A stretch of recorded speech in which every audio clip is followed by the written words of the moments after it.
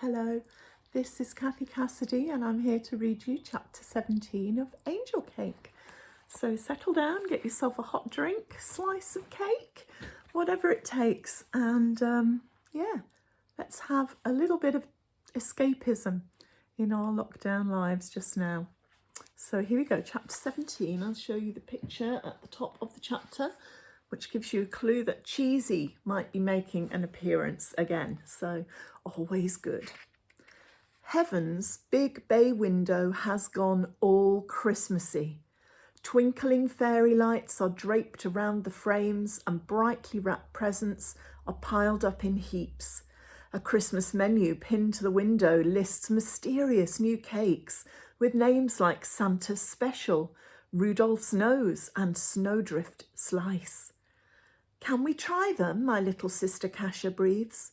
Mum is working extra shifts at the hotel, which means I'm taking care of Kasia after school these days. We hang out in the flat, curled up beside the rusty radiator, doing homework, or come to the cafe with Frankie and Kurt to take advantage of Dan's free cake offer. Kasia loves it, and not just because of the cake. Dan's mum makes a big fuss of her, and she gets to see Dan's little brothers, Ben and Nate. Ben's in her class at school, and sometimes the three of them take over a table and do homework together, or draw or read comics or teach each other rude words in English and Polish. Sometimes they put on aprons and wait on the tables, and the customers always order an extra cake or an especially fancy kind of tea just to please them. Today, Christmas carols are playing in the cafe and Dan is behind the counter wearing a Santa hat. Now I've seen it all, Frankie says. First an angel, then a saint. Saint? Dan frowns. Saint Nicholas, Frankie says. Santa, right? No beard, no padding, no reindeer. Ho, ho, ho, says Dan. Very funny, Frankie. We have a special day for Saint Nicholas in Poland, Kasia says. December the 6th, very soon. Yeah, Dan asks. That's right, I say. If you're very good, St. Nicholas will come in a sleigh with a white horse and leave apples and gingerbread and sweets in your shoes.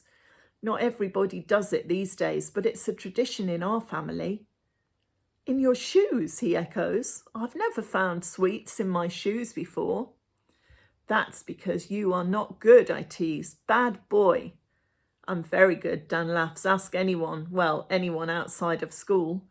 This St. Nick Day sounds cool, like having 2 Christmases. Kasia's face clouds. This year is different, she says. Maybe St. Nicholas won't even come. We're in Liverpool now, not Krakow. He might not find me. He'll find you, Dan says with a wink to me. Anya will make sure of that, betcha anything. I flop down in the window seat with Frankie while Kasia joins Ben and Nate, who are making paper snowflakes in the corner. Dan brings us the drinks and a plate piled high with the new Christmas-themed cakes. No Kurt today, he asks. No, Frankie says, selecting a snowdrift slice. His gran texted telling him to come straight home. Not sure why. Wow, this cake is awesome. The window too.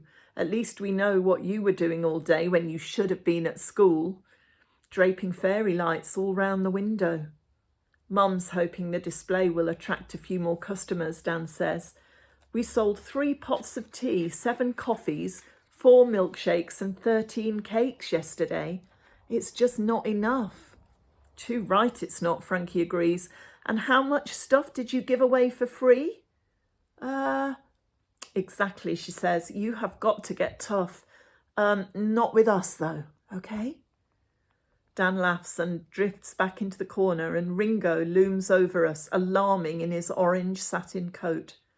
Have you heard about the Lonely Hearts Club? He says. Beatles song, isn't it? Frankie replies.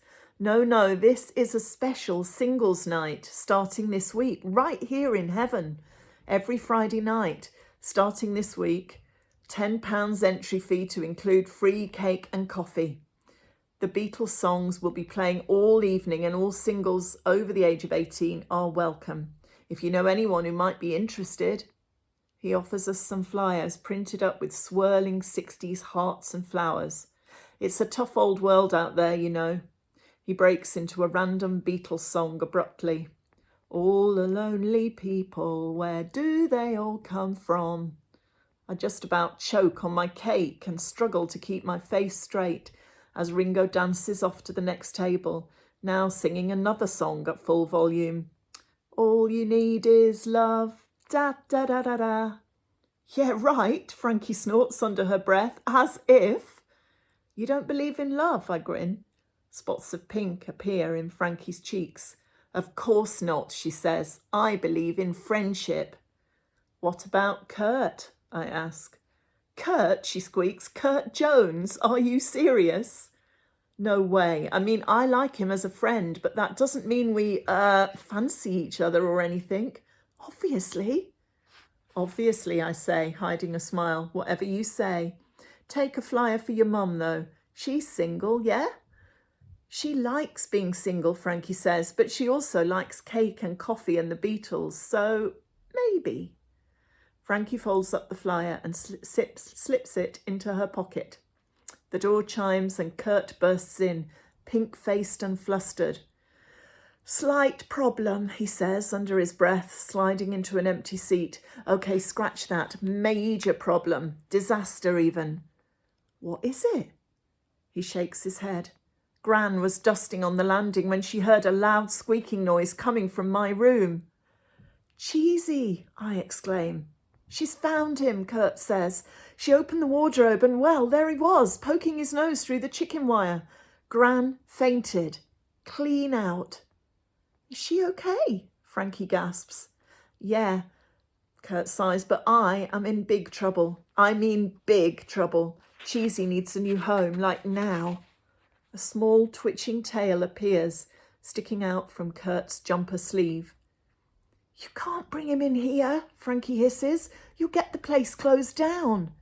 I know, Kurt wails. I know, but I just have to do something. Can you have him, Frankie, just for a night or two? No way, she says. My mum is terrified of rats. Anya? No pets allowed in the flat, I shrug. Sorry. Kurt fixes his gaze on Dan. Hey, he calls over. I've got the perfect Christmas present for your little brothers. A cute pet, cuddly, clever, free to good home. Sorry, Dan says. We had a guinea pig once, but we had to give it away. Ben's allergic to animal hair. Dan's eyes open wide and he drops his voice to a whisper. It's not the rat, is it? That's when Cheesy wriggles out of the neck of Kurt's drooping hand-knitted jumper and perches on his shoulder, twitching. Somehow, we get Cheesy out of the cafe without starting a full-on riot. I can't believe you brought a rat into our cafe, Dan growls. Are you crazy? But when Kurt explains how Cheesy has been turned out onto the streets just before Christmas, Dan just sighs and sends his brothers to fetch the old guinea pig cage from the attic. Half an hour later, Cheesy has a new home, a shiny, roomy cage in the corner of my bedroom. It's a bad idea, I know that, but Cheesy is homeless, and we might be too pretty soon, if Dad's business doesn't pick up. I can't help feeling sorry for the little rat. We have a lot in common. He can't stay, I remind Kurt. Mr. Yip, the landlord, will be angry. Just one night until you find a proper home for him. He's cute, Kasia sighs. He's not staying, I repeat. If my parents find him. And then we hear the door click shut and it's too late because Mum is home. 7 guilty faces peer at her round the bedroom door. 8 if you count Cheesy. Caught red-handed. A rat, she says, horrified, then subsides into Polish, calling on a whole bunch of saints to save her from certain disaster. Gran won't have him in the house, Kurt explains. My mum's terrified, Frankie adds. My brother's allergic, Dan chips in. But we're not, Kasia pleads. So can he stay here? Please? He's cooler than a guinea pig, Ben and Nate add. Mum shakes her head. No, she says, he's a rat.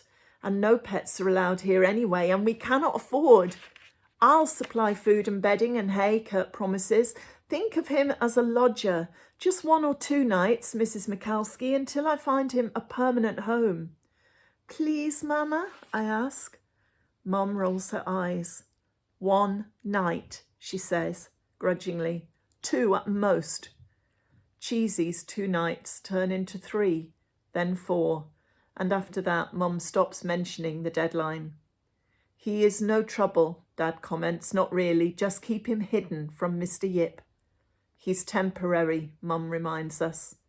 She doesn't add that we are too. So there we go. I will see you again tomorrow for another chapter, another slice of angel cake for your lockdown escapist requirements. Until then, keep smiling. Do something awesome and lovely for someone else to make them smile too. And I'll see you soon. Take care.